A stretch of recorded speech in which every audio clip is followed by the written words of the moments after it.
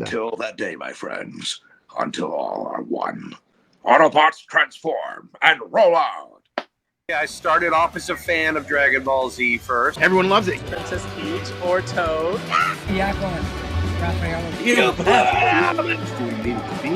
Like, what am I watching, man? What's going on, folks? And this is Streampunk Cinema, Streampunk Entertainment, and chatting with awesome people. I'm Scott, Rob, Brandon, and of course, Mr. Davion Bussey. And joining us today, epic voice guy himself, Mr. Jon Bailey, to talk a little Transformers and whatever he basically feels like. So, sir, how the heck are you? That's it. This interview is over. How dare you ask me what I want to talk about? It's always about you, isn't it? Me. Exactly. Let's talk about you for a change. I'm here to inform you guys. You guys ask me whatever you want. Except for the stuff that said explicitly not talking what is the capital of Ohio? Incorporated. I think you mean Oahu. Sorry. Okay, that works. What is the capital of Oahu? We'll go with that. No, but appreciate the time, legit. Capital of Oahu is Yes. But yeah, talk a little bit about what you got going on right now. I know things are really, really going well for you, and I'm very proud of you, very excited for you and everything. So talk a little bit about what you got going on right now, the feelings behind it, maybe some of the burps and maybe some of the oddities that happened at the same time. So currently, I was just allowed to announce on Saturday that I'm the voice of Soundwave in Transformers 1, which I'm super, super psyched about. I have known about it for a very long time, and Paramount was very gracious to invite us out to see it in Dolby at their studio, which looked amazing. And then I got a chance to see it again in IMAX with a fan event at AMC at Century City. It's still awesome. And I just got my tickets for the 40X experience for the fan event September 18th in the North Hollywood Regal Cinema. And for people who've been fans of Regal Cinema for a while, I was also the Regal Royal Crown Club guy, except I just don't weigh 400 pounds anymore. I know. Congratulations, man. You look great. Thank you. And then right before that got announced, I've been doing pretty much all Deadpool content up to that point because I got to work in Deadpool and Wolverine doing some voice stuff that I'm not really allowed to go into details because honestly, come on, it's still pretty early. I don't want to talk about spoilers. Some things I might be doing could be spoiler related. So until I know it's 100% okay to talk about, I was just to say it was awesome getting to work in Deadpool Wolverine, and I've never had a harder time keeping a non-disclosure agreement in my entire life. I didn't even tell anybody. I told no one, not a single freaking soul, not even my own mother. I was afraid to jinx it. Anyway. And I can't confirm or deny, but I did see that a lot of people tagged. And all I can say is that Deadpool at D23 sounded pretty epic. Really did. And then during San Diego Comic-Con, right when Deadpool and Wolverine came out, I found out that they announced the Doomies coming to Disney Plus. It's my first time being a regular cast member on an animated series, and it's for Disney. And like, if you're going to pick a first-time cartoon to work on, might as well be for the one that started doing animation in the first place, pretty much. So yeah, working on a Disney cartoon in the main cast, this is pretty incredible. I can't really talk about the details much, but the poster and the news article are out there. It's pretty awesome. My character's name is Doug, and you get to see him on Disney Plus coming soon. So everything else, there's a lot of other cool stuff. I'm Jeff the Shark in Marvel Rivals. I know there is a video game strike on, which I do support. At the same time, they said that I am allowed to talk about something that I had booked previously. It's all about the upcoming new contracts.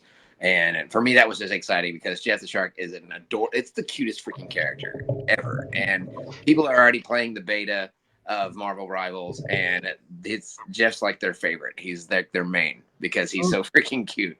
But when the strike is over, and I feel like I'm more comfortable to promote the actual game when everything's all settled, then I can go into details about the sessions and about some of the funny stories behind that.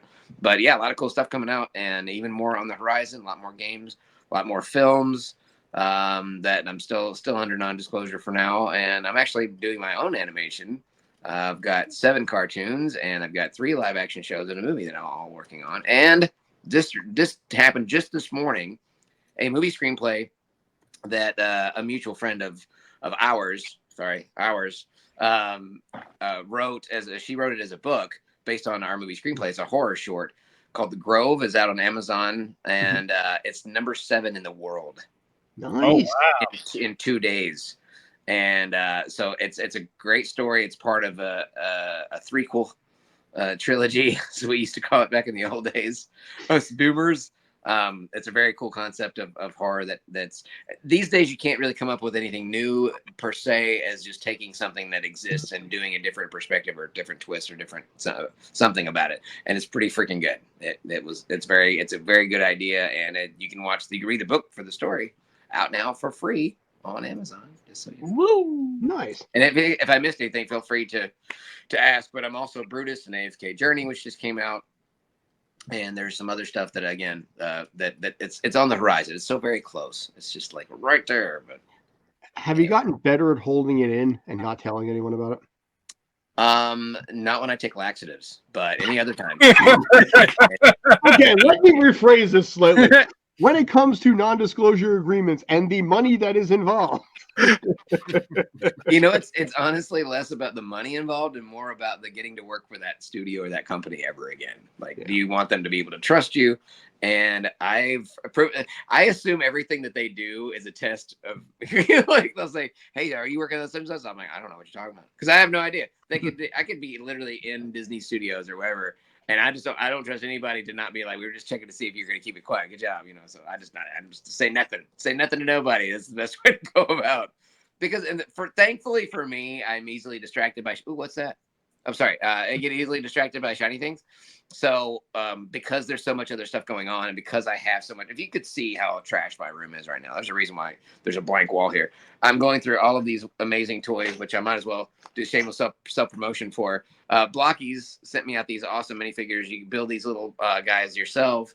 They're very similar to what us old guys would consider Action Masters, but they're really cool. And there's a little me in there. There's a sound wave, and there's also a shiny sound wave. Nice. And this is wave 2 or 3. Anyways, there's like 4 or 5 waves out, and they sent me the gold set. They sent me the shiny set. They sent me the deluxe figures. They even sent me a giant. Well, compared to their standard figures, they sent me a giant Optimus Prime.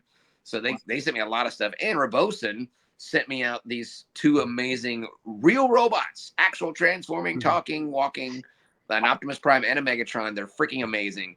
So I've had my hands full with making content for things on top of all the Deadpool stuff. And it's like I've got plenty of stuff to last me the rest of the year, because the way movies come out, Deadpool and Wolverine right now has tapered off from its initial spike of $1 billion plus in the first week or so. Right. And now I'm promoting Transformers because the cast has been announced. So I'll just be promoting that all the way up through the month of September and beyond, because it'll come out September 20th. And about the time that it's starting to trickle off, Deadpool and Wolverine will be on Blu-ray and digital and DVD and streaming services and whatever else. And I'll be back to Deadpool. And by the time that starts to trickle off, Transformers 1 will be on digital and Blu-ray. So I can just coast up. And around that same time, Marvel Rivals is going to come out in December. So I'll have that to promote. And I can be playing that game with the epic Jeff the Shark puppet that Voxy Ditch made for me. So, yeah, Voxy Ditch, by the way. That was what I did, if I didn't mention her name earlier. Anyway, so yeah, I've got so much freaking stuff to do. And I'm speaking of which, we mentioned before the show, I'm downsizing things. So make sure that you stay tuned to my website, epicvoiceguy.com, starting in September, which is still, it'll be a couple more weeks. Just kind of stay tuned to my social media and I'll be promoting it. I'll have a merchandise page for all the stuff that I've ever collected. And I've got good stuff all the way from the very beginning all the way to now. So I've got G1 stuff. I've got a G1 Galvatron still in a box. It's still a box. It's still together. It's not the best of shape, but it is a G1 Galvatron. I've got stuff all the way like back in 1985, 86 stuff, all the way through the more modern stuff to the new blocky stuff. Everything that I've got is going to be online and available to buy on my merchandise page. And if you buy anything from my personal collection that I am downsizing from because it just cost of living and I don't need the space anymore because, your families grew up, you don't need as much room. And you can't take it with you. And I'd rather fans actually enjoy this stuff. So if you buy something from me, you'll get an exclusive something. So I have multiple options. You'll be able to pick which one. There's some custom prints that I had done that were commissioned by actual professional Transformers comic book artists, friends of mine. And there will be some posters from Transformers 1. There'll be some custom artwork done by the awesome Voxy Ditch herself, who just came in to, I guess, curl up into the fetal position. Because I know her. That's how exhausted we all are here lately. Keep we keep being up till 3 a.m. and then I have to be back up and early in the morning, and then we're just busy all day long because it just costs a lot of money, man. It's not like you're sitting on Ryan Reynolds money. I don't have any aviation gen Mint Mobile companies to sell, so I just have toys to get rid of. But anyway, so I'll have some of the Transformers trading card games. I went and had some made. So that game is no longer it's no longer out anymore. It's been, they moved on to something else since then. But I thought their concept was really cool. So I had some made the Bumblebee movie characters made into Transformers trading cards just to give away for free if you buy something. That way I'm not breaking any copyright laws or anything like that. I'm just don't buy on eBay. Buy straight from you. Giving something away that I made myself. So you guys can have it. But everything will be autographed, and it'll come with whatever item that you purchase. So yeah, I would say easily there's 1,000+ things to buy. So yeah, epicvoiceguy.com. Link will be in the description. So. There you go. Like and subscribe. Exactly. Yeah. Like, comment, and subscribe. Make sure you hit that thumbs up. Brought to you by Rockstar Energy Drinks. So, how you guys doing? You all right? Yep. So, leaving it to you guys. Go for it. Well, I will just go ahead and start off. And so what originally inspired you to be a voice actor? When I was, I want to say 4. Is that 4 or 5? I heard the beginning of Voltron and the voice of Optimus Prime, which I wasn't aware of Transformers yet, but the voice of Optimus Prime worked on that show, and he did the intro for that show. It was just a narrator. So I guess you could say the epic voice is the thing that inspired me in the first place.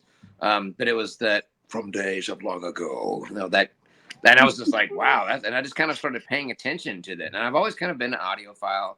I always paid very close attention to the way things sounded, music, just anything to do with audio.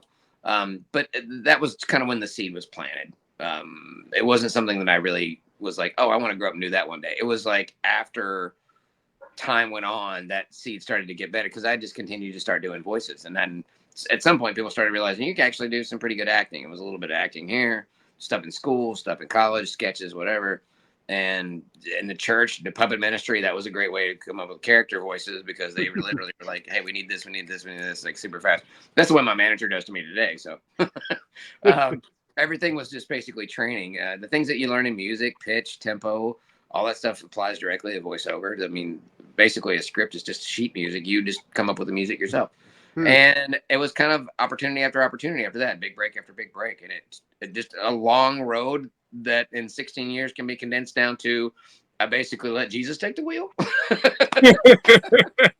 I don't know how else to describe it because I literally have no other logical explanation for how I get from point A to point B. I don't go around, waiting for actors to get in trouble for Me Tooing or for murder or drugs or alcohol or any other negative press and be like, I'll do it. I'll take that. I don't go around door to door finding people that make stuff and beg them and plead and give me a job, please. I'll be your best friend. Or ain't nobody got time for that. I get what I get. I audition like everybody else does. And sometimes I get a good feeling about a thing, but you never know. I'll give you a perfect example. I love World of Warcraft. I grew up playing World of Warcraft 1995 on Windows 98 CD-ROM or 95 CD-ROM, whatever it was, a year combination. He's dating us both here, by the way. It was between a couple 96, years. I think it might have been 98. I think it was 98, not 95. Or it was Warcraft 2 that came out. There was a sequel, but it was the old point and click Zug whatever. That was what I got hooked on that. And I don't even remember this, but I apparently did record something for them at some point, at some time. I don't even remember when. And one day my agent's like, hey, can you go down to Irvine and record for Blizzard? I'm like, yeah, of course. And then I found out what it was for. Like, we got you for 2 characters on World of Warcraft. I'm like, what? And then I looked at, there's like, did they have a script? And they sent me an email with 2 species of creatures that don't actually exist. So that's real helpful. And no reference, no audition, no nothing. That's all the information we had. And it wasn't until I got to the studio. It was from something I recorded 7 years earlier. You never freaking know. You just let it go and you don't let it affect you. There's certain people, Boxy Ditch and I have had dealing with a lot of people lately. That's just the air of desperation on people, of just like sending reel after reel of pay attention to me. And they're just the kind of people that are just leeches. You know what I mean? They don't actually, if they have any talent, they don't cultivate it. They don't do anything to get better at it and learn how to do the job themselves. It's always like, what can you book me? Or whose contact information can you get? Who can you connect me with?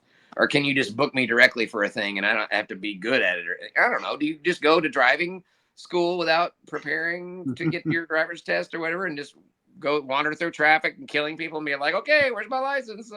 I've seen people drive before. That's all I need. There's coaching involved. There's time involved. There's branding. There's social media. There's a lot of freaking moving parts to this giant machine, since we're staying on the subject of Transformers. And it's just, I didn't have time for that. So I did everything I could in that 16 years time. The first 2 years was literally research and development. Now there's literally a website that has everything on there to learn what I learned in the first 2 years of just finding anything and everything I could find on the internet. Because back then the internet was pretty new. It wasn't as easy as accessible. The people that compile the information and put it out on the internet for people to find, it wasn't on that level it is now.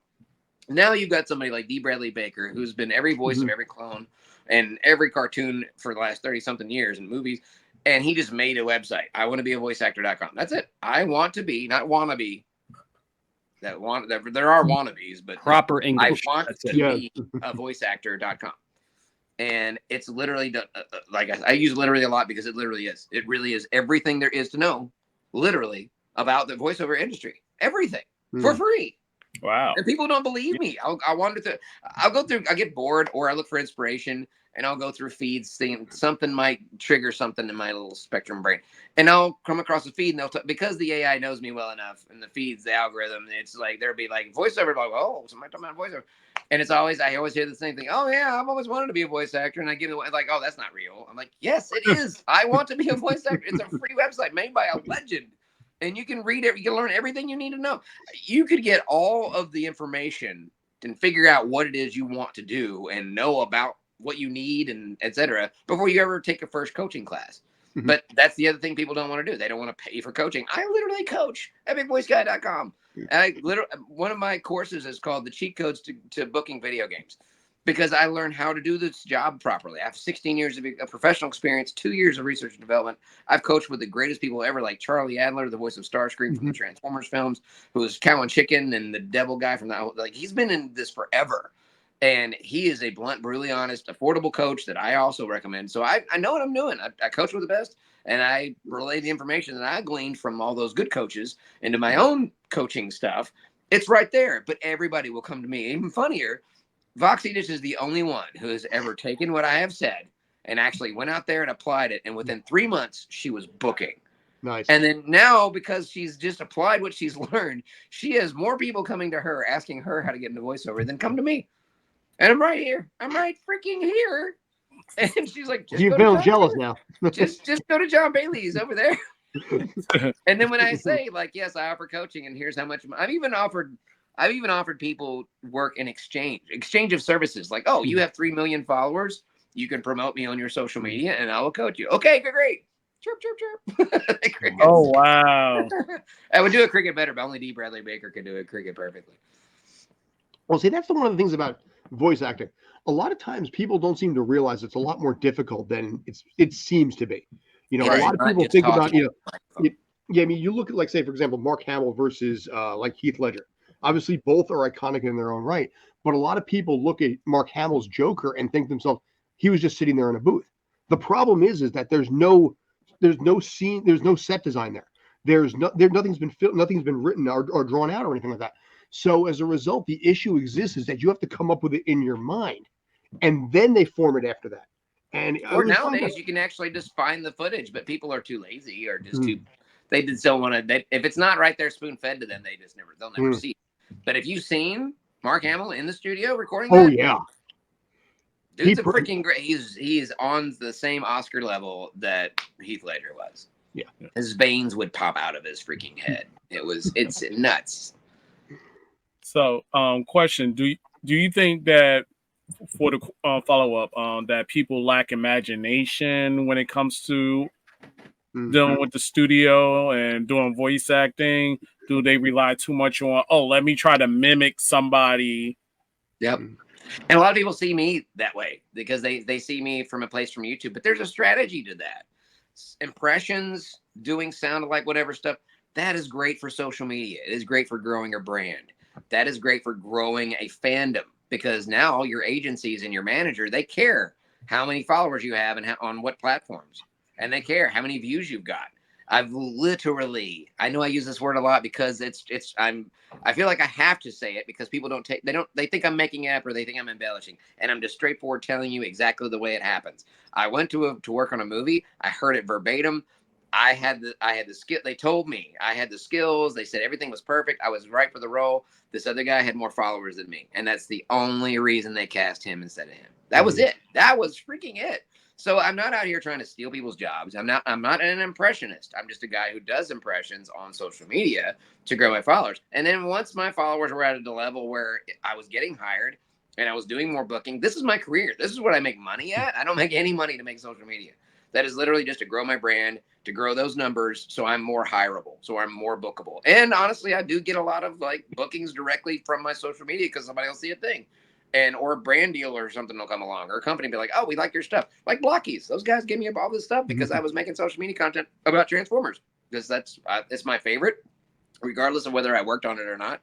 But I do know like how to grow a brand, and impressions is one of those ways. But there's a lot of people who have different ways to do it. And my brain is always like, yeah, it is a lack of imagination. It is a lack of creativity.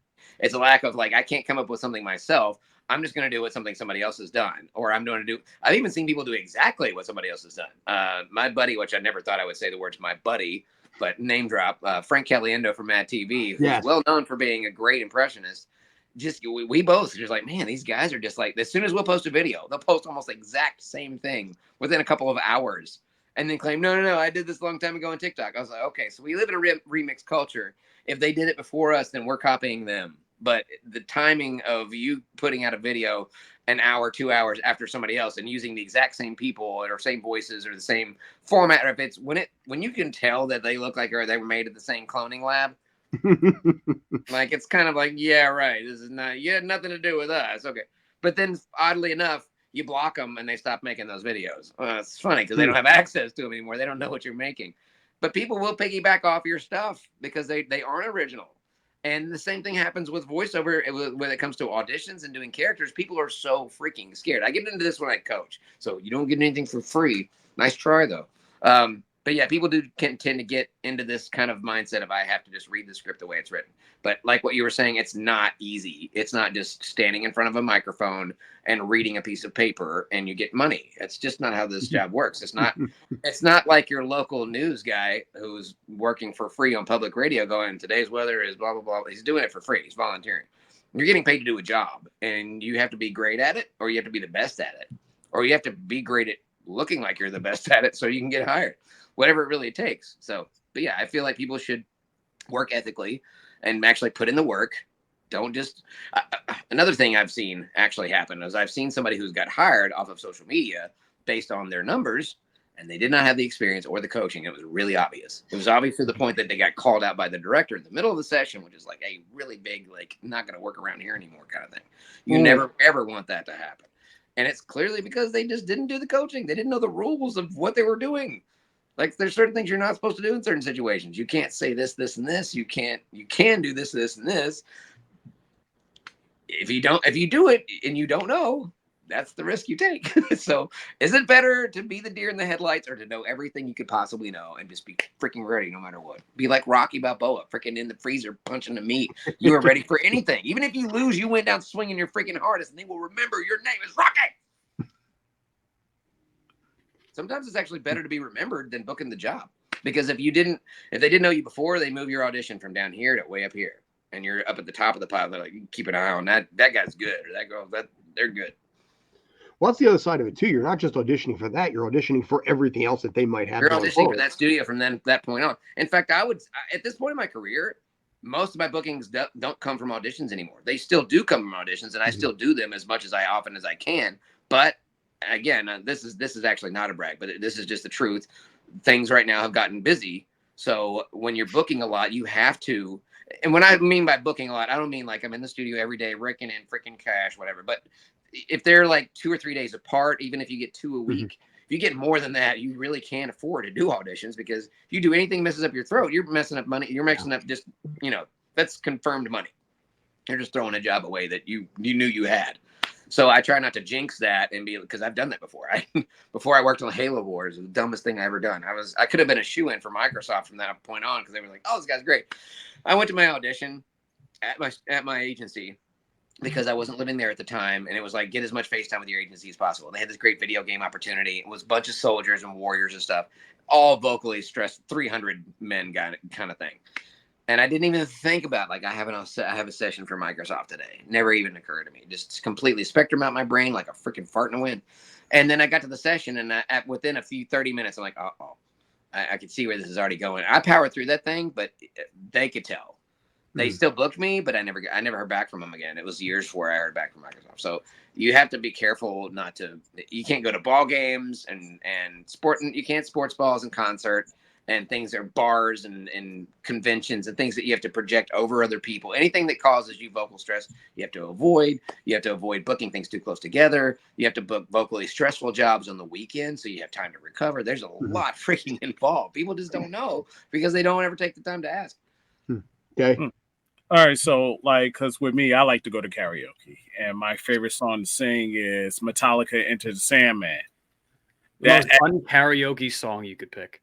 Huh? What? It's such not a karaoke song to be like, that's my go-to karaoke song. It is my go-to karaoke song, but I notice a difference when it comes to singing that song first and then going into an R&B song. Mm-hmm. Yeah, I'll say this about karaoke. Karaoke is good for two things.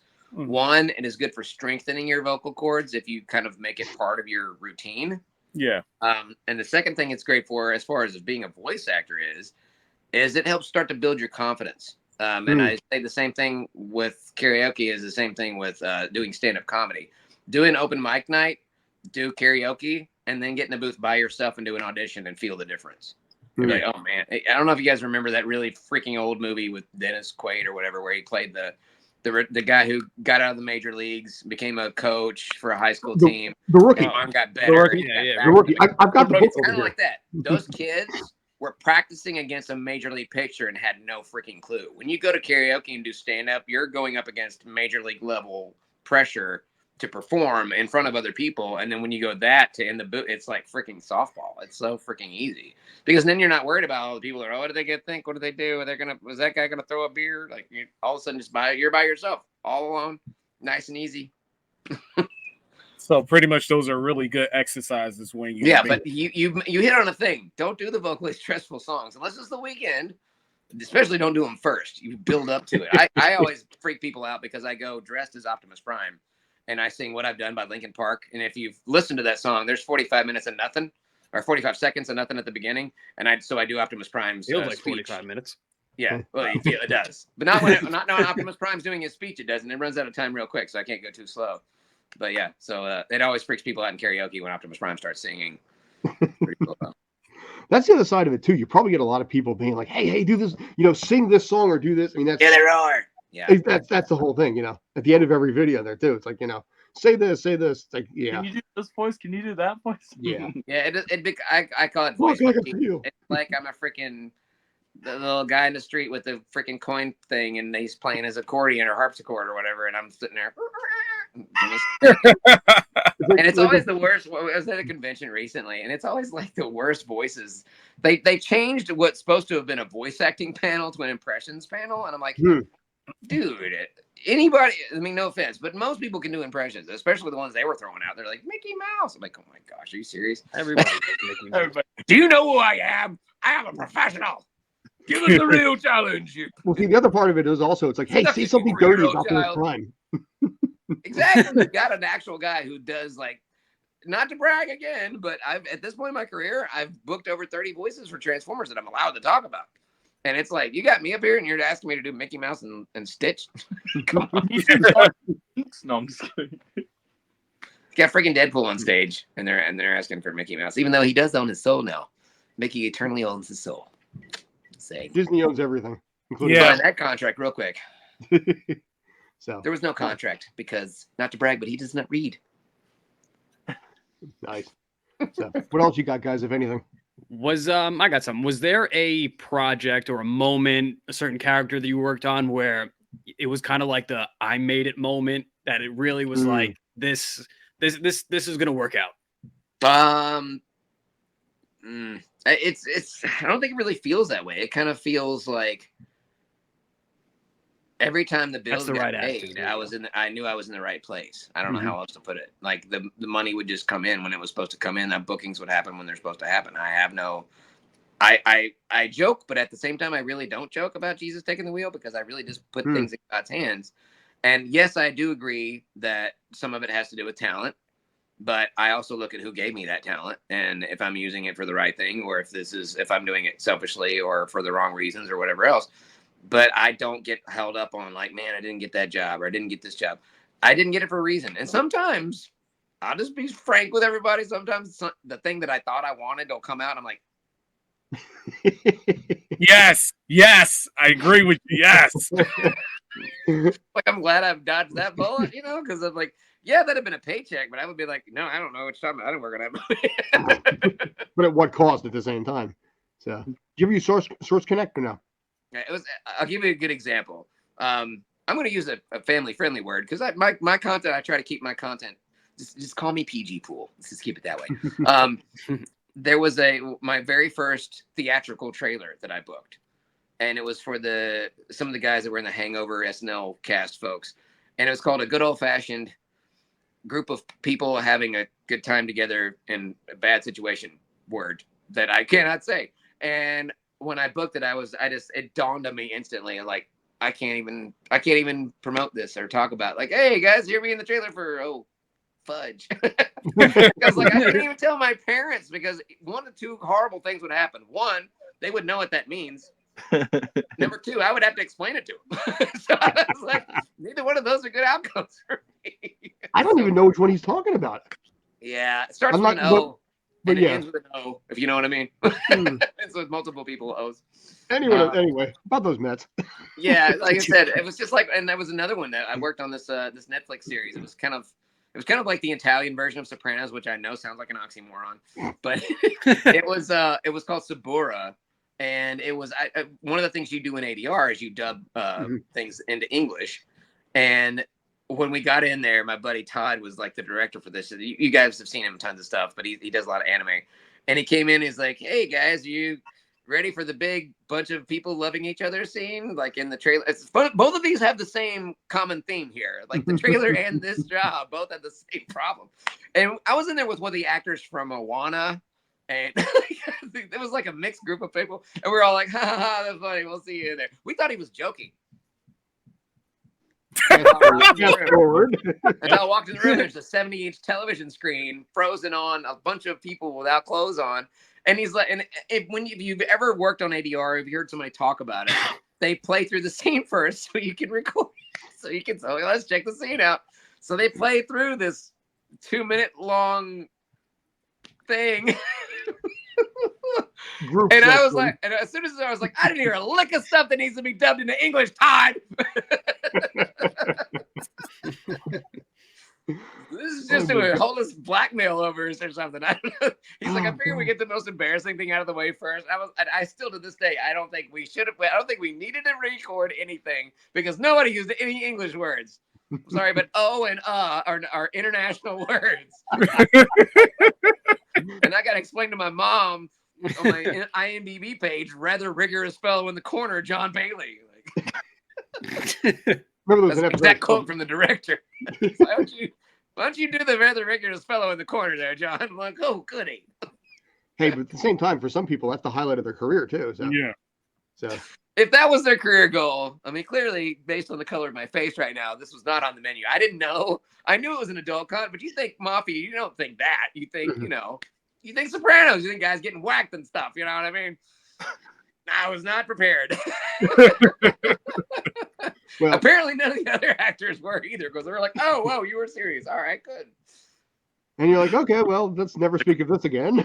Yeah, it was. And I was like standing right next to the grandma from Moana. I was like, make way. It's stupid. I was like, you're welcome. What can I say? Except you're welcome. It was not shiny. Let's put it that way. Guys, you got anything else? Was there anybody that you was starstruck? being on set with? I don't think it's starstruck. I think it's more of professional ethics. I never know when it's okay. And I'm very, very careful because you don't want to you can't be a fan when you're at work. You can't. I mean, you can like what you're working on, but you cannot be a fan. And I think you know what I mean by be a fan. You can't act like a fan when you're there to be a professional. Even though Cassie Lang's whipping out her freaking phone and Ironheart or whoever they got theirs. And I'm the only one sitting there I ain't getting my phone on for nothing. I'm not breaking the phone agreement. I ain't streaming, sharing, picture and video and nothing. They can. They're like the main actors. With me, it's like, no, I can't. So, no. There was one time I embarrassed myself, but it wasn't on set. Like I forget who it was. It was Steven. What is his last name? He's from The Office. The stapler. Oh. Steve Carell. He's with my agency. Carell. He's with not Steve Carell. He's with my agency, and he came out of the elevator one day, and I just wasn't ready. I was like, and the only thing I could mutter was, "We have the same agent." He goes, "That's nice," and he's like, "Come along, dear." Wow. He was like, "Oh, honey, he's a fan of yours. You should." He's like, "No, let's go." I didn't mean to freak him out. I was caught off guard, is all. And then you wake up at 3 o'clock in the morning. You know, I didn't. Even when I was working with Ryan Reynolds, I wasn't nervous. I was a little nervous to like embarrass myself in front of him, but it was more like the anxiety did not come from meeting him or talking to him. It was all because I was on camera and I was on set, and I normally am in a room in front of a microphone by myself, and that little box right behind me or behind you guys, and so that was just there's 50 people in there. And that's when you're on the spectrum. That's really overwhelming. There's a lot of anxiety to deal with, and I'm sure that my anxiety spectrum-y stuff came through as like, I'm so nervous to talk to Ryan Reynolds, but he seemed like a regular guy. Seems cool. I've worked with Jason Momoa, and we were cool the whole time. They're just guys. I mean, I worked with Michael Bay in person, and despite what 10 people were like, he's scary to work for. I'm like, he was cool the whole freaking time. He only got a little disgruntled when I couldn't get through one line, but the line he gave me was like 20 minutes long. I was like, well, that's hard to remember that. It's not written down. I didn't have that attitude, but anyway, I was like, once I like started working in the industry, and it's for me, the anxiety comes from auditioning for stuff, because if you're a fan of it and you get it in your head, like, I hope I get that just can drive you nuts. And then you see somebody else get it, and you're like doing the Jimmy Fallon thing where you're like, it's like, I don't want to have that attitude either. So it's just like, the cream will rise to the crop. There's more than enough jobs out there. Jesus can take the wheel. I'm going to do my best at everything I do. Whatever will happen, will happen. And my career's done pretty well doing it, though. I can say that working on Bumblebee movie was an awesome experience. Or, both, really. Bumblebee movie was an awesome experience because I didn't get in there because of auditioning. It was more of I'll try to make this as brief as possible. My agent reached out to me and said, we would like to send your demo to Paramount for the Bumblebee movie for Optimus Prime. And my initial response was automatically, I don't want to touch this if Peter Cullen is able and willing and available, and et cetera, to do this thing. Count me out. So they're like, okay, we'll get back to you. They came back to me within a couple of days. They said he basically said that he is unable, unwilling, whatever the reason was, he was not going to do it. They were only going to bring him in for the final session. They just needed me for the temporary ADR stuff just till they figured out the final script, because it was very specific timing, it was very specific lines, and they were just trying to get it to fit into the scene. I think that they already had kind of put together. At least that's what it seemed. So I came in as a fan, but also as a professional, kept my mouth shut, did a good job. And they eventually some characters came up for auditions from a different studio, which was very unusual. But because I'm a fan, I instantly recognized, like, this has got to be for Bumblebee movie. And it was for like 10 characters or so. And they were like, pick 5. I'm like, 5. Yeah, okay. So I did all of them. And they had me come. They didn't get back to me. And then my agency sent me the same audition again, but from a different studio. So I'm guessing this had to do something with the effects studio that was animating.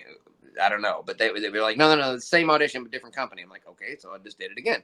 And then crickets again. So I didn't hear anything about the auditions. Nothing happened. I'm like, well, I can sleep at night knowing that I gave it a shot. And then when I was back for my final session, just to do the temp, whatever, I could tell what had happened. It was like they did the auditions and then didn't use any of it. They didn't use anybody from any of that. They came in with a clipboard and said, "We want to know what other characters you guys have booked already." And of course, Steve Bloom's sitting next to me, and he's worked on Transformers for years, so he's like, done it. It's like there's not going to be anything left for me by the time this is all said and done. And it was all just temporary place until they figured out what they were going to do. Bumblebee had a 10th of the budget of the previous film, so they were doing the best they could to still make an amazing movie with what money they had without destroying the budget and it costing the film in order to pay certain people whatever.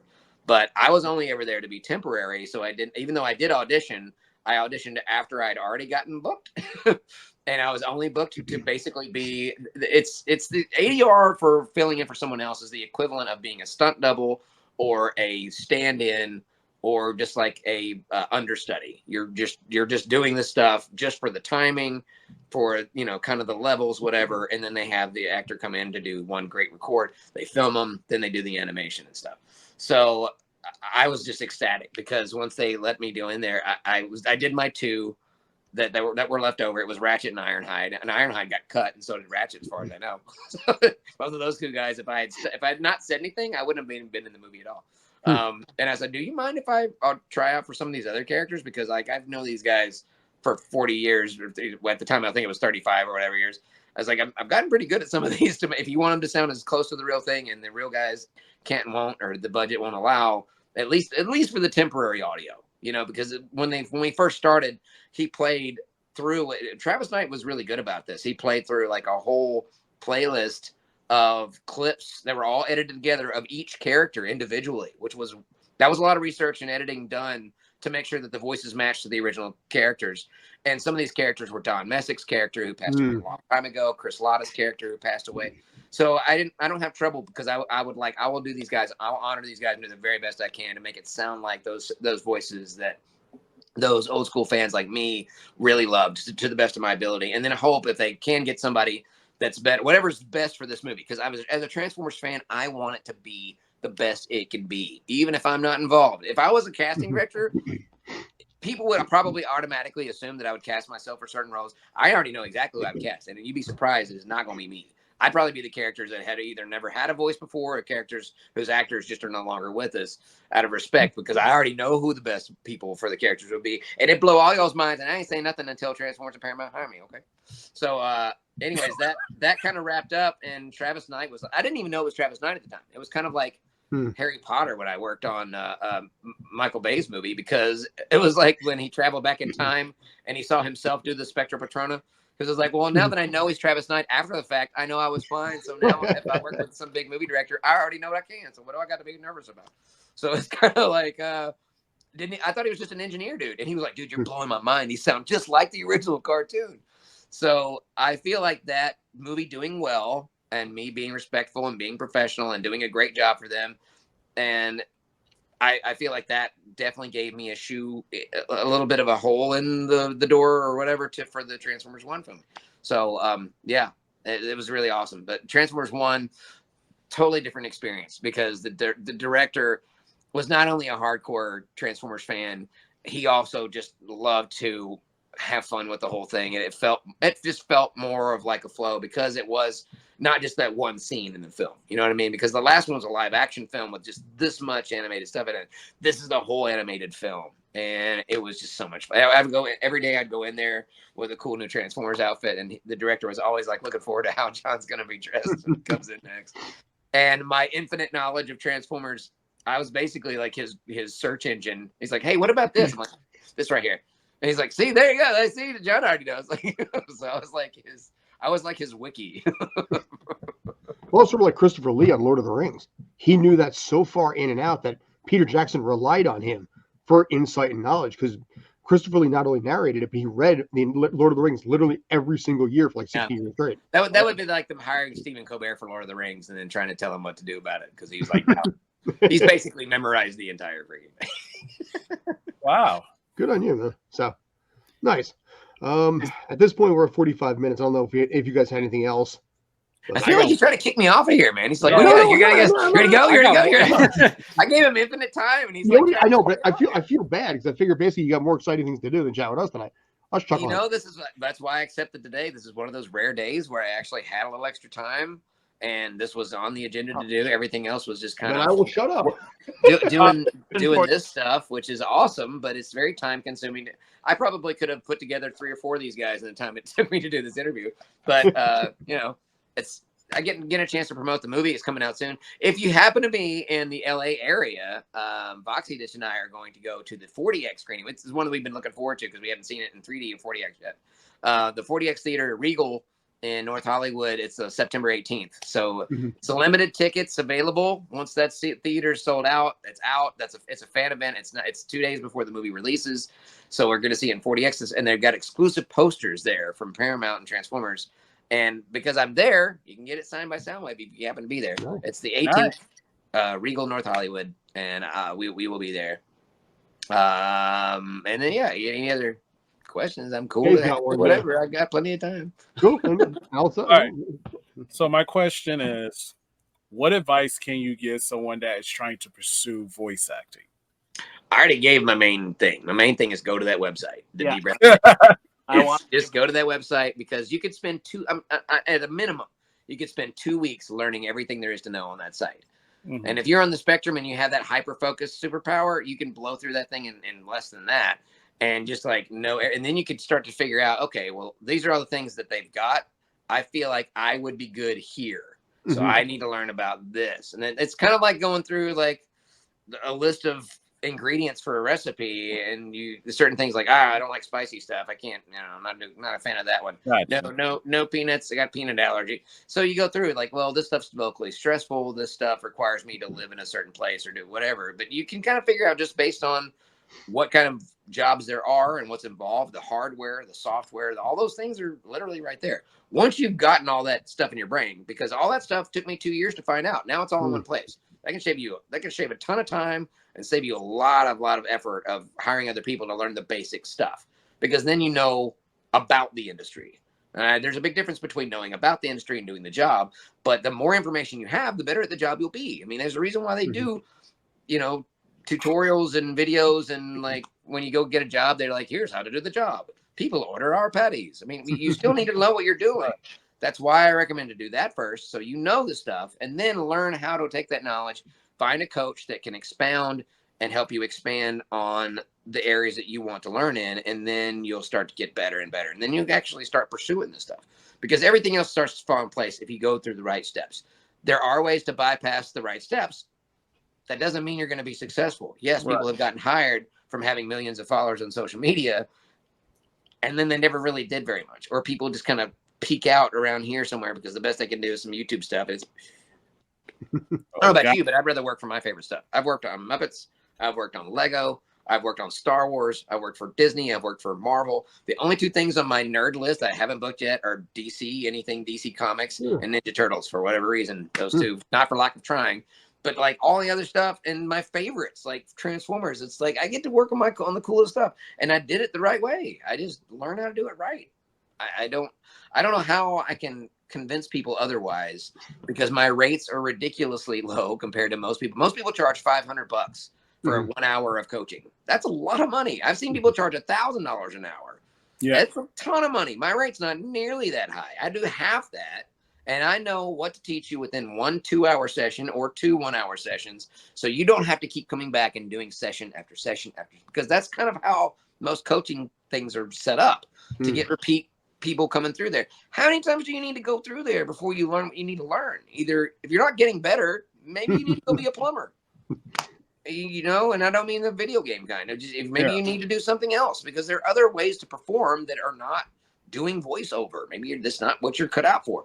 But if you can take what you learned in my session and you just apply that, you can just move on to something else. Because I coach on every different thing that there is, and you don't have to stop at one thing. You can be a multi-tool like me, or you can be a one tool like most people. You want to be a screwdriver? Or do you want to be a Swiss Army knife? It's really up to you. Wow. Now, when you were growing up as a kid, did the guidance counselors tell you to basically go be a doctor, a lawyer, or any high level thing? And you're like, nah, you know what? I'm going to voice Transformers instead. Well, fellow millennial, just a few years ago when I was a Dude, child, I'm no, almost 50. I didn't go to school where there were guidance counselors. Everybody told me to do the opposite. You gotta They find told your me own way. I was good to be a dad and to have a job and to have Mm. kids. That was basically all I was good for. I was literally told by my own parents to leave this job for more talented people like my brother, or Ooh. just give this up and get a real job. And yet here I am. In fact, it took 4 years before my mom took my career seriously. After she found actually, hey Hunter, do you mind grabbing that thing for me real quick? Sorry, this will just take 2 seconds. I'm kind of positioned, stuck between the mask. If you can reach it. But we don't have 2 seconds. No. Thank you. You got 2 seconds for this. When this came out on shelves, Oh, my mom Ooh. and I was doing a real job. Mm. This came out 4 years after I recorded. And by the way, by that time, I had booked like hundreds of things. wow. At this point in my career, I've booked like 10,000 plus gigs. Mhm. And I have to understand, like when people say like 10,000, well, there could be like, okay, let's say I booked the trailers for Smurfs. That's 58 spots. I count 58. I don't count one. I don't say, oh, I booked for Smurfs. No, I did 58 spots for Smurfs. I'm counting 58.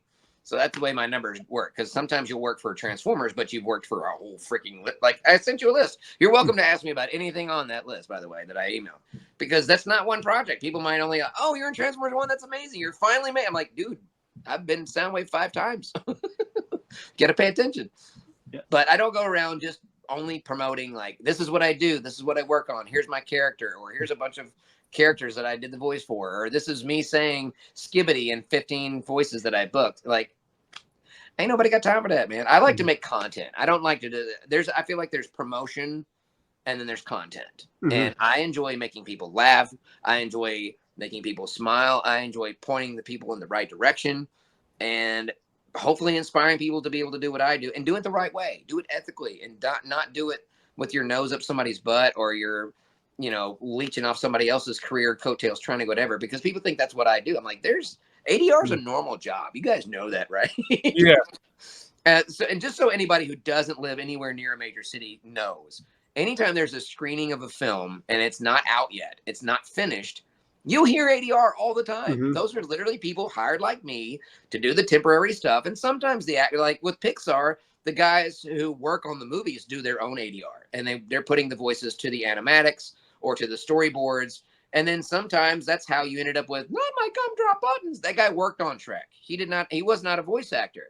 All these subsequent characters were people who worked on the film. So, they just do so when you see that early screening, it may not even be the actors, or it may just be, we saw, for example, Lego Movie 2, and half the time it was not Chris Pratt. It was just somebody else. It wasn't me. I didn't work on that one. But I don't go like, that guy stole Chris Pratt's job, gosh dang it. No, he did his job. ADR is a legit job, and it's a big umbrella. It covers tons of stuff. It's not just filling in for actors that are too busy or too expensive or whatever the case. Usually it's because they're unavailable. And when it comes to the kind of work that I do, it's so freaking fast. They're off making movies. They're in Europe. They're on a different time zone. They can't do it. And they're okay because they're still making millions or hundreds of thousands or whatever. And I'm making scale, filling in for a little bit here and there. But I'm building a career. And when people hire me, the first thing they notice is how good I do the job, my attitude, my sense of humor. I do just enough to make everybody happy to work with me, but I get them done fast, accurately, and get out early. That's kind of my main goal. So it's okay to come in and play around as long as you're getting them done fast. You get one or two takes and you're out. That's the way you work. Like when I worked on Deadpool and Wolverine, we knocked out that whole movie in 2 hours, or less than 2 hours.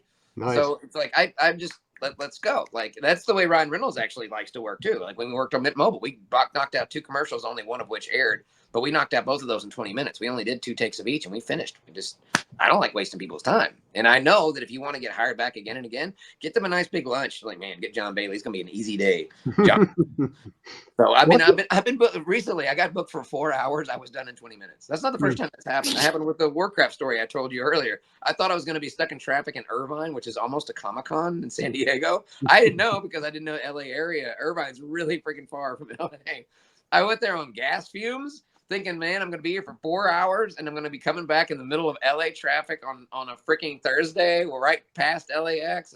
20 minutes. I'm done with both characters, and I'm on my way back home. But that's the how I roll, I guess. That's the funny thing about it. I mean, when you're in the film industry, you get certain directors, for example, Steven Soderbergh's Carl Weathers, when he was alive, was fantastic. His days on Law and Order would be 10 hours and you're done. You know, you don't appreciate it when you're not in the film industry, how valuable that is. You know, because crew gets used to Fridays that end at 7 o'clock in the morning on a Saturday, and you got to be back 7 a.m. Monday. You know, so that kind of stuff, as simple as it is, makes their lives easier, and they always remember that.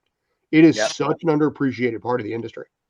Yep. And I have a very open 360-degree perspective of the industry now, because I am that Swiss Army knife and I do a little bit of everything, including on camera. And I know the 5 o'clock a.m. all the way till 4 in the afternoon.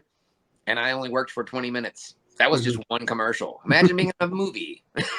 And I've done a movie where I had to leave my house at 4 a.m. to get on top of a freezing mountain to get my body painted from my head to my waist, and the door didn't close and it's freezing up there, and I'm like I said, getting painted, so the paint's cold, the wind's cold, freaking free for $75. Ultra low budget union. That's the thing, ultra low budget union. I did that as a favor to my buddy Zach Ward for $75 because it's James Hong's last film. Very 80s. It was very nostalgic. It was very never-ending story, and I really like. And George Takei got to be in it. That was a lot of cool stuff. I got to do tons of voices in it. That's just more credits and resume things for reels, things for demos. I see the value in things, and when people hire me, no matter how they hire me, they don't. It takes them minutes to see my value. The Imagineers, they freaking love it when I come. They're waiting for me at the door when I get there. So they're like, John, you're here. Oh, I can't wait to talk to you about whatever. I'll do voicemails for their kids. Like I had one of them had a special needs son who was going to go to Party City and get like Deadpool Wolverine costumes so they could go see the film. So of course I left him did a video voice thing for him, and they freaking flipped out because of course I'm happy to do that. I've got people in the industry who are like, hey, it's my son's bar mitzvah. Can you do this Optimus Prime thing? Yeah, of course, sure. Happy to help out. I do it on Cameo for very affordably. Like if you want Optimus Prime to talk about congratulations on your graduation or whatever it is, it's fine. It's whatever. Because I never really grew up thinking like, oh, I have this $1 million skill set that's going to make me rich one day. It's not like that. I don't know if anybody's ever seen the interview with the actor who played Abed from Community when he was on Larry King. He's like, name a few comforts you couldn't live without. He's like, a warm pair of socks. Yes, he's like, no, I mean like a private jet. Or he's like, I work on DuckTales, Larry. Yeah. I work on DuckTales, Larry. I don't make millions of dollars. I'm scraping. Me and Voxy Ditch are just going every day, 24/7, all 12 cylinders, trying to figure out what we can do, what we can make, whether it's making movies and cartoons, whether it's making videos of stuff and selling stuff online. She still has to do some tattoo stuff. I still have to do cameos, and sometimes I've had to do Uber Eats before, like whatever we can do to survive, because it's not easy to live out here. I remember when I first did a one-on-one coaching session with Rob Paulson. If you don't know who he is, shame on you. You shouldn't be in this podcast. His name was Robert Paulson. The first rule is not to talk about it. He said, you have to make I had 4 kids at the time, and I was married. So that's 6 people living in LA. And he's like, you need to make $250,000 minimum just to survive with that many people in LA. Whoa. And that's only on paper, because like your agency and your manager, they get 10% each. And then the government takes the other 30%, and you're left with half of what you make. And then the expenses kicked in. And by the time everything's said and done, you're basically making poverty level money. So you can actually afford to go through drive-thrus, and that's about it. And everything else is still kind of going paycheck to paycheck like it always has been. And I've been fortunate and very blessed and very grateful to God that I have not had to be like, oh man, I haven't had an audition, or I haven't had a booking in forever. Like it's always something. And that was what I was leading to earlier. It's gotten to the point where when I work for the Imagineers, it's no longer like, hey, we need you to audition for this. It's like, hey, can we book John? When's John available? No more auditions, no more trying me out. They just know John can do it. And it's just about getting in front of them and showing what you can do. And ADR is so much more different. And I know I keep hitting on it because I do get a lot of negativity online about, doing, you're just a guy who does sound alikes or what. Yeah, but there's a lot to doing a sound alike. It's not just doing an impression on the internet. Doing a sound alike means you have to sound so much like the other actor that nobody even knows it was you. You guys have heard me in films filling in for famous people, and you had no clue it was me. So you can't hate on me saying that, oh, he's taking that actor's job. No, he's making the movie better, and you had no freaking clue. It's movie magic. That's why they call me the Magic Man. I want to change my name to El Pollo Loco Diablo. It means like devil chicken or something. So it's like I'm doing it. What I'm doing is I'm doing a good job at a normal, regular job that people have been doing since way, way back when. I mean, if you think about it, everything that's talking pictures is technically dubbed. So it's all ADR, really.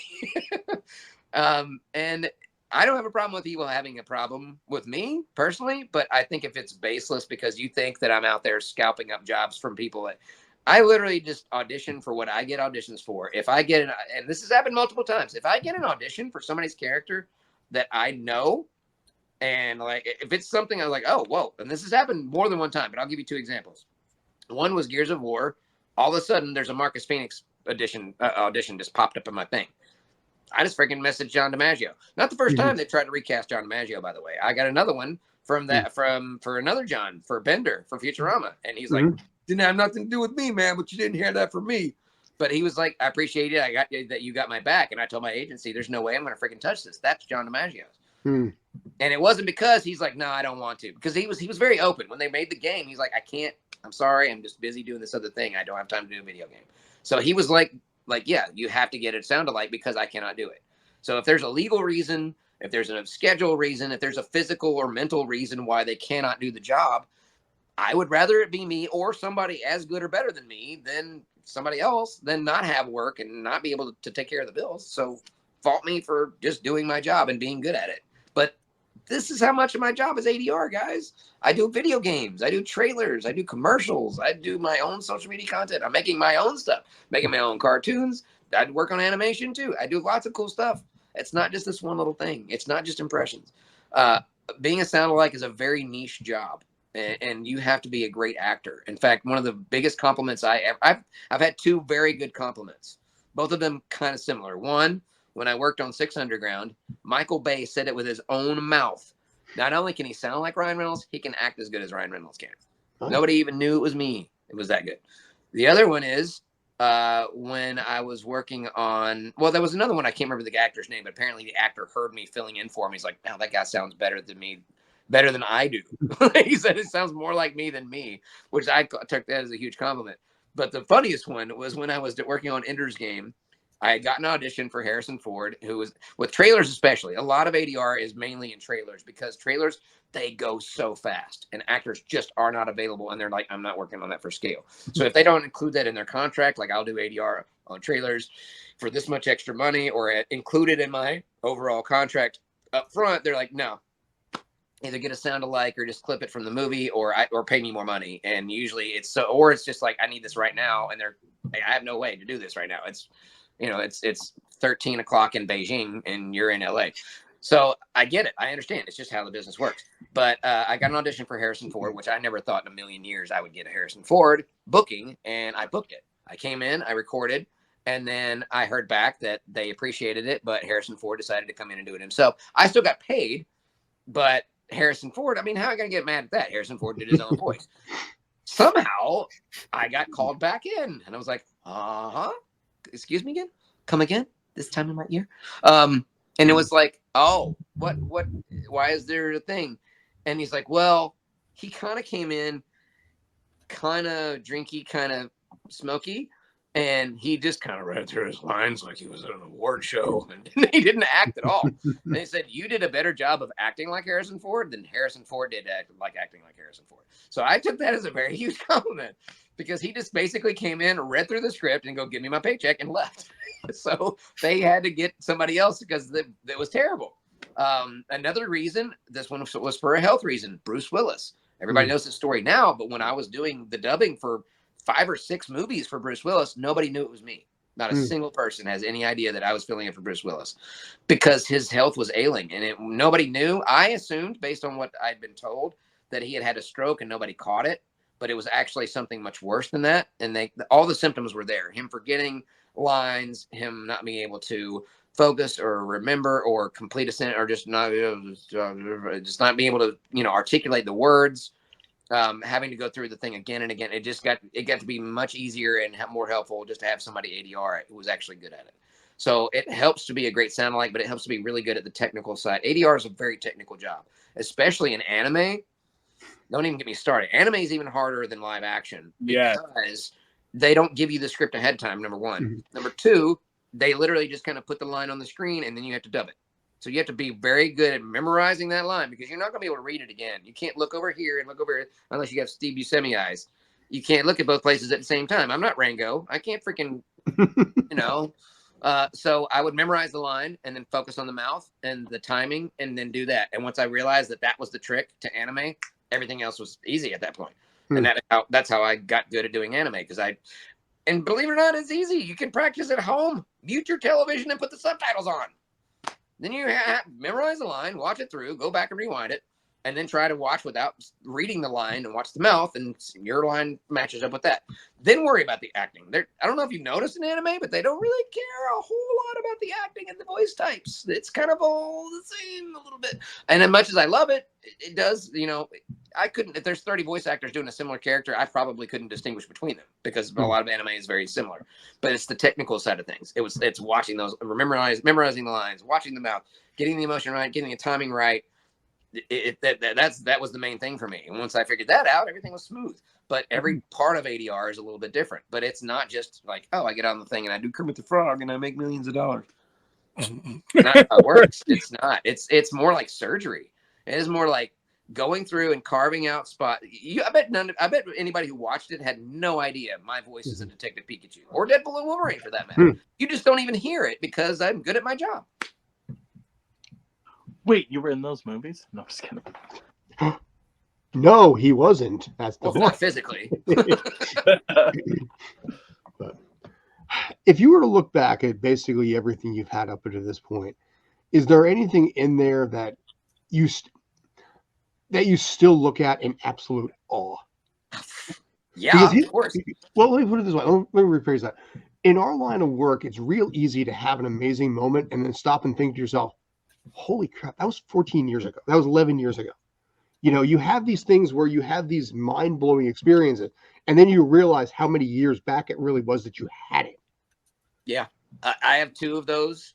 The first one was when the very first AAA title that I worked on, XCOM, they did not do things the way everybody normally does. He just happened to stumble across a YouTube video. And he's like, that's the voice I want for this character. And he's like, who's your agent? Because I don't want to go through the audition, whatever. I just want you to do this the way you did that in that video. And that just led to my first AAA game. And it made me realize that it doesn't necessarily have to do about being the most talented, the best audition. There's other ways to book. My brain, probably like most people, I say, okay, you either get booked directly because you're working on it or because you're friend's cousin or because you're doing something with a director, if you know what I mean, like old school Hollywood, or you audition for it. That's like the only ways you think that you get in a show, pretty much, whatever. And I was joking about the one, but no, you should never do that. Thank you. And so my brain, like when they were just like, hey, I want you and through a YouTube message, no less. At first you think like, this can't be real. You know what I mean? That's how my first manager found me. Like I got an email saying, hey, we're really impressed with you. We'd like to talk to you about doing trailers. But then when they asked for my name, number, and social security, blah, blah, blah, for the checks, I was like, well, turns out it was legit, but you just never know. And that moment when I realized, oh, holy mess, that's a real AAA title. And I was in the freaking trailer. And so it was like crazy that I was like, I went from just being a guy who kind of just started off and I'd done some toy voices and some commercials, nothing like huge. Like I could say like, oh, I'm a professional voice actor, but it was more like I have a resume like this. And if you looked at my credits, it'd be like, oh, so you've done some voiceover work. You know what I mean? And then the Bumblebee movie is still to this day. I think every voice actor has probably a bucket list. If they're a nerd like me, they probably have a bucket list of things that they've always wanted to do. I mentioned mine earlier. Things like Lego and Muppets and Star Wars and Marvel. These are things like as a fan, I would love to freaking work on. And I actually got to. So I worked on Marvel season 2 of What If. I got to work on, I'm the announcer for Marvel Snap. I got to do characters in Marvel vs. Capcom Infinite. I got to do voices in Deadpool and Wolverine. So it's so freaking cool. Marvel Rivals with Jeff the Shark. It's so freaking cool. But Transformers was a very specific one that I didn't just want to work for. I wanted to be, this is my specific, wrote this down. I wanted to be a voice of a character in in an official Transformers thing alongside Peter Cullen as Optimus Prime. That was like my goal. And it's such a specific goal too. You know, it's not just be in a thing or work for a thing or work with a person. It was like that thing. So I didn't know how that was going to work. I did not know how it was going to end up. And yet my voice ends up being like sandwiched between like it's me, him, me, and my two favorite characters out of all Transformers. And I got to voice them both. And it would just, every time I watch that in any format, it blows me away. Even though it's just such a short scene, there's not a whole lot of dialogue involved, but it is a gorgeous scene. Take that feeling that you had when you watched that scene for the first time as a Transformers and a movie fan, 100 times more in Transformers 1. Just leave it at that. Nice. Kind of off what you were saying before with your bucket list and all these IPs you've worked with. Is there a fictional character that, excluding something that you can't talk about or something in development, is there a fictional character that you would love to voice and bring to life? No, I've always said that it's not about being the voice of his. I never set out to be Optimus Prime or Soundwave or Shockwave or any characters that exist because I don't really think that that's the best way to approach it. I think you should want to be.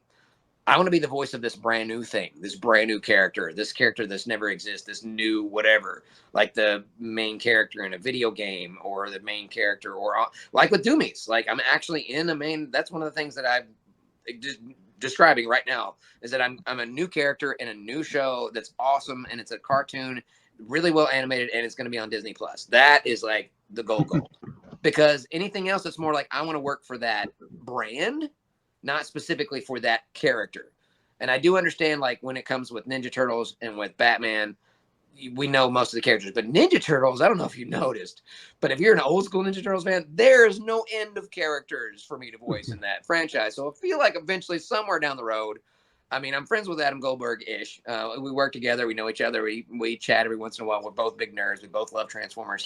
He's a bigger GoBots fan than I am, but he's worked with Seth Green or Seth MacFarlane. No, one of these times I'll get it right. One of the Seth Rogen, like some stuff. So I feel like Seth Rogen works on animated stuff, you know what I mean? And they do some new properties where maybe they don't have voices for yet. I know that's plausible and potential, and it's out there. I know that's a good chance that that's going to happen because the more that they get used to like John's a good guy, he's funny, he's reliable, he's fast, he's accurate, and he promotes the crap out of the stuff he works on, and he's really good to get early lunches. Why don't we just get him a couple of ways, you know? So I want to be like that go-to guy. I kind of want to be the Roomba. You know what I mean? When you need me, freaking, I'm here. I'm just a robot cleaning up stuff. All you got to do is push a button, and I'm freaking knock it out in 5 seconds, and I'm gone. And you just keep bringing me back again and again and again. That's kind of like building up a career rather than just going from audition to audition to audition and hoping and praying and like, oh, hope I get something in the next 3 or 4 months, you know? Now, do you use Source Connect at all, or is it all in studio? Source Connect now is still free, and Source Connect Pro is not. I go with whatever they want. I have both options. One of them being free, of course, I have that option. But I see most people using Source Connect, but still a few people using IPDTL. But hardly anybody uses ISDN anymore. Everybody else is going what with the where now? Yeah, a little bit on that one there. But yeah, I was curious about that because obviously a lot more is being done remote in general. You know, and I sometimes wonder with some of these bigger movies that they have out there, these big animated movies. Yeah, you think, but at the same time, like they brought me into Disney to record for Deadpool, and like a week later, I'm working on something else, and another famous actor is there where I was standing, and I'm here, and I'm like, dude, I'm 15, and they were like, we need you to have this the technical specs for everything was like this long. I'm like, I could have just come down there. You got it all set up. He got to go in there. He have his booth. Why do I got to worry about all my technical stuff? Well, that's the funny thing. They probably thought I was going to fanboy out on Jason Momoa or whoever it is, you know, like Ryan Reynolds or, you know, Henry Cavill, whoever it is. They're probably afraid to get me around these guys because I might nerd out on them. But I'm like, dude, I'm fine, man. I'm all right. I'm cool. I've probably seen it before. I'm That's with the problem. Okay, you're dating us hardcore because that movie's about almost 20 years old at this point. But no, there was apparently a recent thing about Mike Myers in some social media thing. I don't remember what it was. Probably a meme. You know, you haven't heard much from him of lately. You know, because he's working on another Austin Powers movie. I don't know if you heard about that. That's Well, nice. you know, It's relevant again. Yay! it's been 20 years. It's been over 20 years since the last one. Amazingly I enough. mean, that's kind of how they're advertising it. Because they've been It's been planning 20 it over years? 10 years to make a Yeah, sequel. 2001. Wow. Yeah, I know. Since yeah, Well, they wanted him to make another one after Goldmember, and he was like, "No, I'm done. You've played out the joke. It can't be done anymore." But I guess because, you know, 007 got more popular and they're bringing it back, it's probably going to piggyback off something of that, because there's something big that they think is going to be huge, and there's only either that or he's really out of money. I don't know what else he can do. And we got Shrek 5 coming out. Yeah, Shrek 5. That'll make him some good well, residuals. remember you got those residuals because you got to get the 17-cent checks from like Lithuania. You know. Yeah, I got one of those recently. I don't even think I cash them anymore because I think a grand total of maybe $60 and change that I haven't picked up yet. My wife and I have a running joke about that too, because it's like, okay, how much is it this time? 13 cents. Woo, No, I literally have a thing from the government that's like, you need to come pick up your money. It's like all the residuals that I have ignored because it's cost me more in gas and paper and stamps to fool with a 13-cent check. I'm just, why? I mean, it amazes me they and really in haven't 5 gotten a direct years, deposit down for this yet. it's totaled up to $62 worth of residuals. And it And they blows think my that mind. the actors are the ones sitting back in their private islands with their yachts and their private jets and their servants. But Sorry, the amount of their cost staff. to print it out, you know, to mail it out, and all of these kind of things. You know, it amazes me It that costs an employee time and money to do that. And direct deposit people. Direct deposit been around since the 1970s. They finally did it for like regular productions, like yeah, you know, they printable finally standing have. work. But it's because when you're an actor, you know what I mean. If you're an actor, you don't get one paycheck from one company. Sure. You get like 10,000 different places, and some of them are doing it like a check. Some of them are direct depositing it, and some of them are dropping down a balloon from the sky somewhere with a dollar bill Paper tied to it because it's all they can afford. Yeah, and it like I said, it's one of those things that you look at these things and it's like, oh, this is actually $18. I can use this. But yeah. Go ahead. My one this week was from Tosh.0. Okay. It was literally change. It was like the last time I worked on Tosh.0 was very early in my career, like 10, 12 years ago.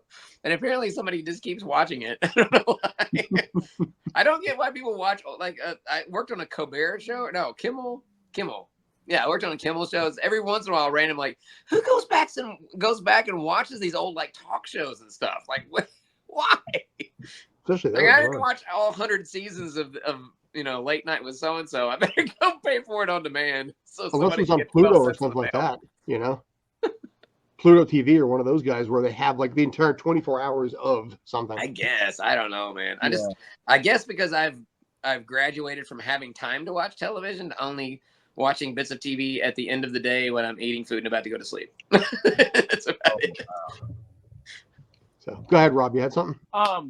So what was the process of when you got to be in How It Should Have Been?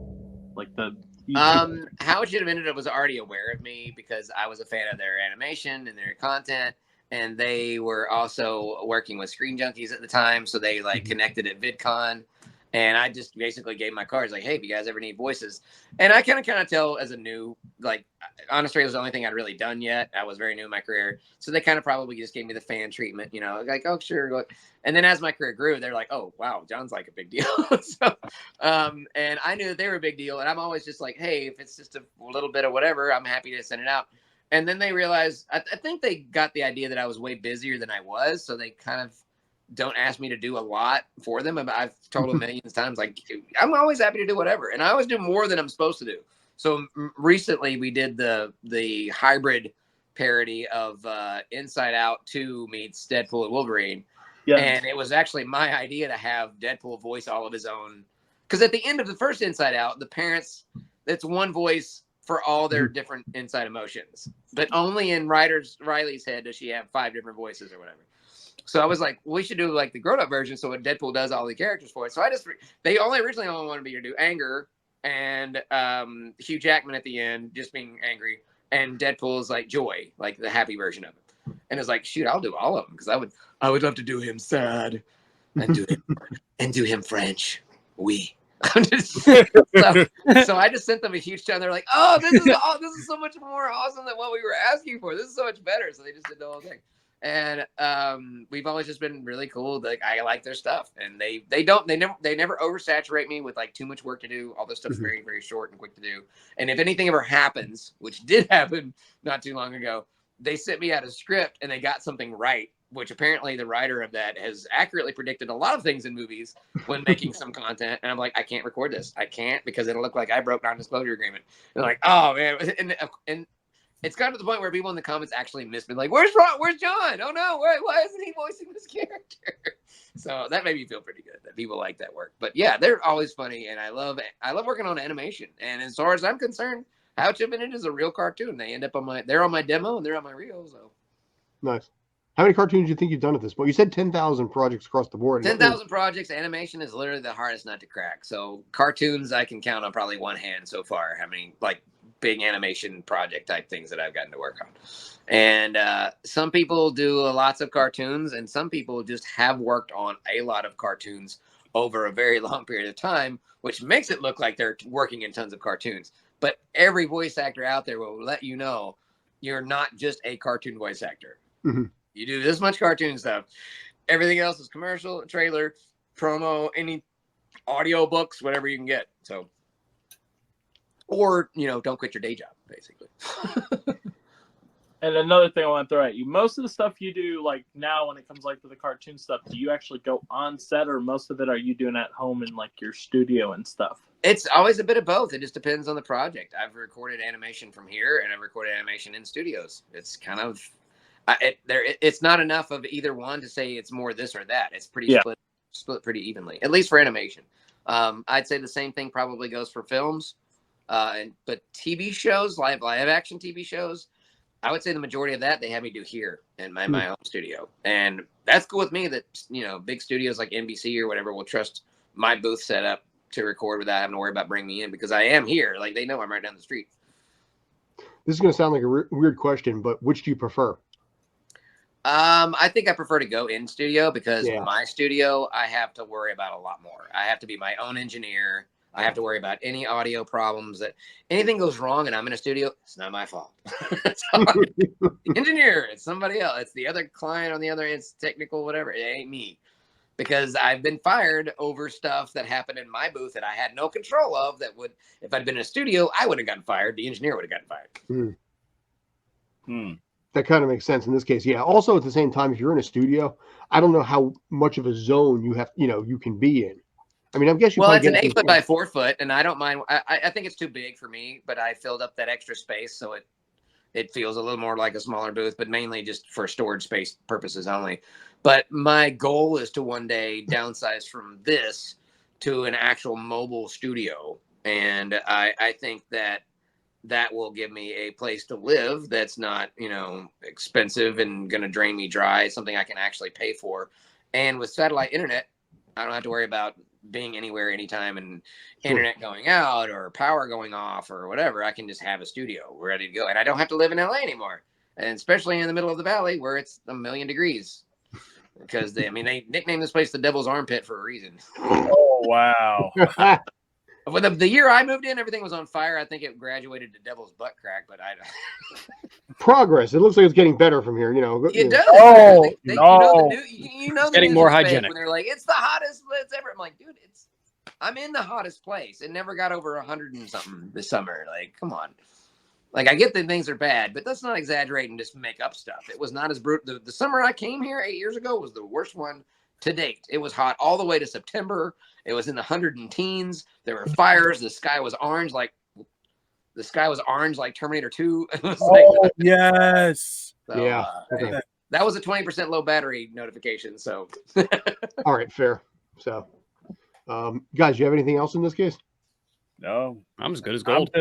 I'm glad that I'm in the presence of a great person, and me. Yeah, maybe he's talking about Brandon or Rob. I could. Rob is somebody else. No, I'm really glad being around you. Hope we could grab a drink one day. That's the vibe I'm getting from this. I really don't drink unless it's Smooth Aviation American Gin. No, I really don't drink. Happy to water bottle with you guys sometime. Yeah. A Rockstar, brought to you by Rockstar. There you go. Yes. Or is it Satan? I'll have a monster with you. Don't worry. Monster with three Monster claw is the marks that are satanic actually one. pentagrams Exactly. in I it. would have a Satanic pepper. one. Right now, I'm Right. drinking water. But Yeah, I and normally and don't drink this, but and I got have a a lot. rock. I'm tapering myself off. I had too much of this yesterday. I actually have no beverage with me. I usually Well, do. Before we go, I do have one more question for you. Okay. What is your favorite color? Purple, 1000%. It's always been purple's always been my favorite color. That's why Shockwave is my favorite. It's freaking purple. That was why I'm so happy that I got to voice him, and not only in Bumblebee movie, but also in some games, which is freaking great.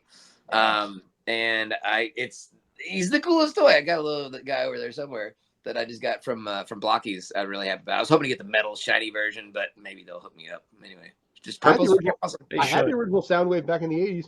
I don't know. I got the reissue one up on the shelf. I got Voxy Dish is handing me cool stuff, but this is the blocky Nice. Shockwave. Nice. He comes with his little Shockwave gun too.